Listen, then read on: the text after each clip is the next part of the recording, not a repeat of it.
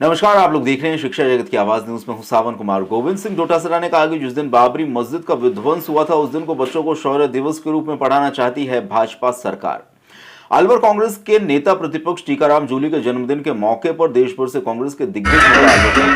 इस दौरान प्रदेश अध्यक्ष गोविंद सिंह डोटासरा ने प्रदेश सरकार पर हमला बोलते हुए गंभीर आरोप लगाए। उन्होंने कहा कि सरकार के राज में किसान लाठी खा रहा है, किसानों को खाद नहीं मिल पा रही है, पर मुख्यमंत्री कोई डिसीजन नहीं ले पाते हैं। बाबरी मस्जिद के विध्वंस के दिन को ये सरकार शौर्य दिवस के रूप में बच्चों को पढ़ाना चाहती है। ऐसा करके ये लोग धार्मिक माहौल को खराब करने का काम करेंगे।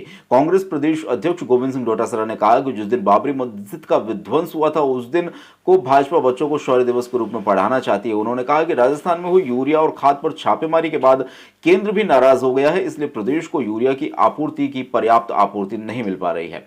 सरकार की प्राथमिकता में किसान नहीं है। प्रदेश के मुख्यमंत्री कहते हैं कि मैंने 1.5 साल में वो काम कर दिखाया जो 5 साल में नहीं हुआ। वो ठीक ही कहते हैं। 1.5 साल में किसानों पर लाठी बरसाई गई, युवाओं पर अन्याय किए गए।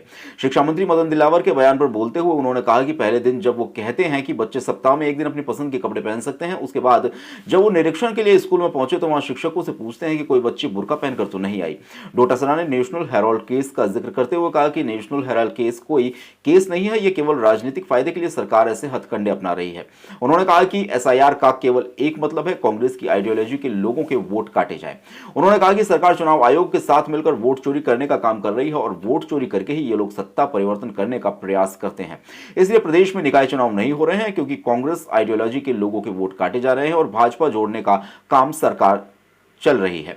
भाजपा के मंत्री और नेता केवल भाषणों में किसान की आमदनी दोगुनी हो रही है। मंत्री किरोड़ीलाल मीणा के समर्थन में बोलते हुए उन्होंने कहा कि वो खुद बोल रहे हैं कि किसान को नकली खाद और नकली बीज मिल रहा है। गोविंद सिंह डोटासरा ने कहा कि नेता प्रतिपक्ष टीकाराम जूली ने राजस्थान के पर्ची सरकार को दांतों तले चने चबवाए हैं। 2028 में सभी मिलकर राजस्थान से पर्ची सरकार को विदा करेंगे। इसके साथ ही गूंगी बहरी सरकार को जनता की बात सुनने में कांग्रेस सक्षम होगी।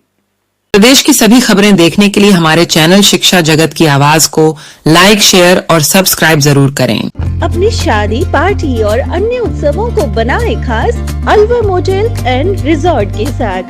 यहाँ आपको मिलेगी अत्याधुनिक सुविधाओं के साथ 10,000 की कैपेसिटी वाला ग्रीन लेविश लॉन, 1000 लोगों की कैपेसिटी वाला शानदार banquet hall and multipurpose indoor hall की सुविधा, 104 फुली फर्निश्ड रूम्स, 24 घंटे हॉट एंड कोल्ड वाटर की फैसिलिटीज के साथ ही आनंद उठाइए द हांडी हाउस रेस्टोरेंट के डिलीशियस फूड का।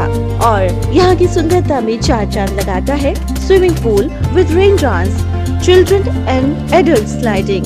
Our address Alvar Motel and Resorts, Vijay Mandir Road, Alvar. Contact number 9784000329.